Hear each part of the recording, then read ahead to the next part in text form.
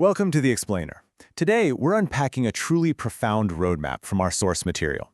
We're going on a journey from managing those messy, everyday conflicts straight through to achieving ultimate, sustainable professional success. We're going to dive into the hidden dynamics of why people clash, how you can genuinely transform your personal energy, and the cosmic rules that literally dictate whether we rise to the very top or just crash right back down to zero. Let's get into it. Okay, let's dive right into this. I want to start with a situation that is just, well, highly relatable. Tell me if this sounds familiar. Have you ever found yourself in a situation where someone says something and before you even realize what's happening, you just completely snap back at them? The words just fly out of your mouth, the tension instantly spikes, and then, boom, you feel that heavy, sinking wave of regret. You know you were way too harsh, but in that split second, it felt totally impossible to stop. It's incredibly frustrating, right? Well, this exact frustration is actually where our source material begins. It opens with the student asking this very human, very vulnerable question. They ask, I try to be better, but sometimes I snap back before I know it. Looking back, I realize I was too harsh. How can I train myself? I mean, that perfectly captures the struggle, doesn't it? That feeling of desperately wanting to be calm and grounded, but constantly falling victim to our own knee-jerk reactions. So what's the real cause of conflict? Our source shifts gears here to reveal the first core lesson, why people actually seem to come at us with such intense energy in the first place. Now, what's really interesting about this framework is how it treats our external reality. Basically, it acts as a perfect mirror of our internal state. We usually think the problem is the other person, right? That they're just being aggressive or unreasonable. But the text suggests something much deeper. If your everyday actions and words are sharp, tense, and forceful, you are actively attracting strong, aggressive approaches from others. It's like you're a walking magnet for conflict. And even worse, this internal sharpness creates a sort of mental blindness. On the flip side, if your daily behavior is soft and relaxed, people naturally approach you gently. That softness actually clears your vision and grants you deep insight.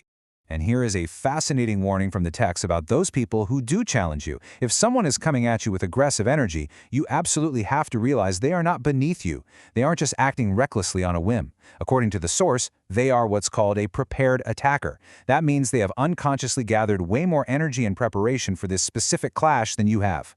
If you try to fight back by unleashing your own hidden claws in that moment, the text states you will inevitably be defeated, simply because they are way more prepared for that battle than you are. Okay, so if fighting back is a guaranteed loss, what on earth do we do? Well, we have to embrace the overwhelming power of softness. We have to completely transition away from that instinct to harden up. And no, this isn't about rolling over or being weak.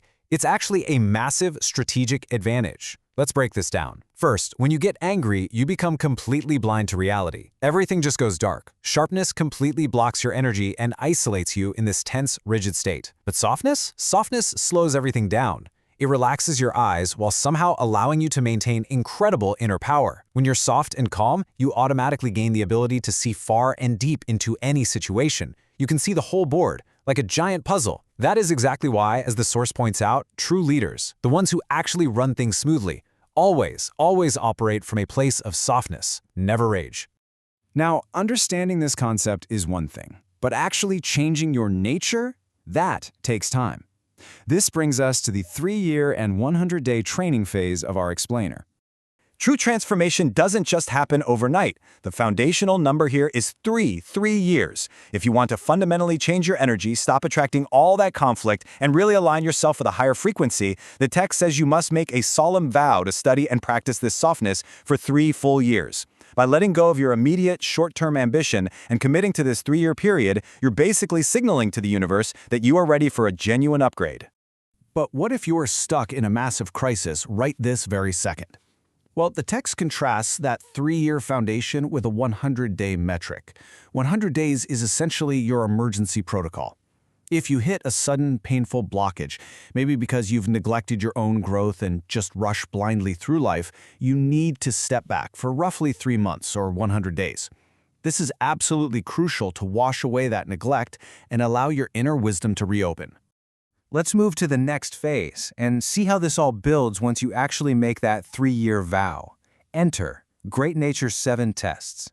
You see, the universe, or great nature as the text calls it, doesn't just leave you alone to study in peace. Oh no, it actively begins to tune into your frequency and shape your curriculum.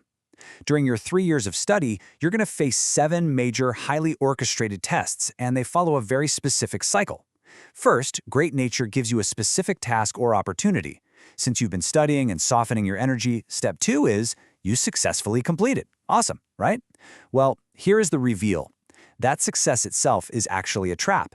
In step 3, because you succeeded, people will approach you with a much larger, greed-inducing offer.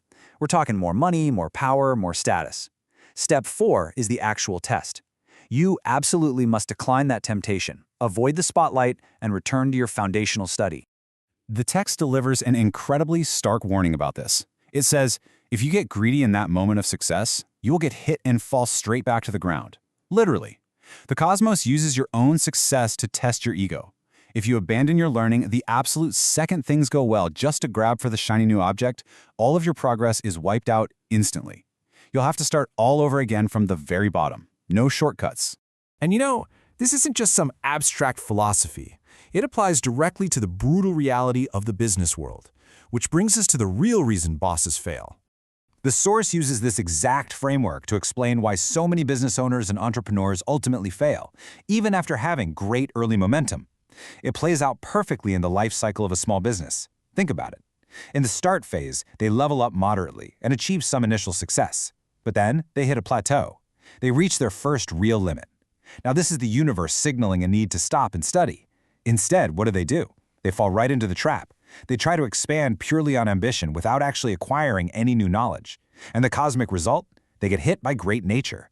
By giving into raw greed without building foundational capability, they experience total failure and fall all the way back to zero. Ambition without ongoing study is absolutely fatal. To really drive this home, the text compares the past economic era with today. In the past, success was, quite frankly, pretty easy. The text uses a great metaphor. It was like walking around picking up discarded scrap or copper. Anyone could just hustle, grab what was lying around, and grow rich. But in the present era, the fences are up, the copper is locked away. If you try to use that old hustle without learning method today, you'll end up hitting a massive wall. Or metaphorically speaking, you'll land in jail. Today's world strictly requires profound knowledge, continuous study, and genuine capability. You just can't fake it anymore. Which brings us to the ultimate goal of this entire curriculum, building unshakable credit. You see, you aren't studying just to feel calm or to win a couple of quick business deals. You're trying to accumulate something far more valuable than temporary visible success. You are building unshakable invisible credit. Tracing this timeline, we can really see the journey. On day 1, you make your solemn vow. By day 100, you've managed to clear your initial blockages. Then, between years 1 and 3, you face those 7 major tests of temptation, and you constantly choose study over greed. As you pass these tests, your cosmic grade level goes up. The source notes that initially, it's as if minor spirits are watching over you. But as you build this unshakable credit by consistently doing the right thing and ignoring greed, high-level deities eventually come down to oversee your progress. Ultimately, your reputation in the universe becomes completely flawless. But building this kind of cosmic credit requires immense discipline. The text advises, let others take the credit and do the dancing. You must step back, return to your place, and continue your study. I love that phrase. True credit is built invisibly. When you make a project successful, let your partners or your colleagues take the glory. Let them dance and celebrate in the spotlight. Your job is to humbly yet powerfully step back and prepare yourself for the next level of learning. So the crucial point is this. Success isn't the finish line, it's the test. The universe is always watching to see how you handle your victories. When that next great opportunity drops right into your lap and the temptation to grab all the glory and expand recklessly hits you, what are you going to do? Will you choose greed, or will you choose to step back, stay soft, and continue to study?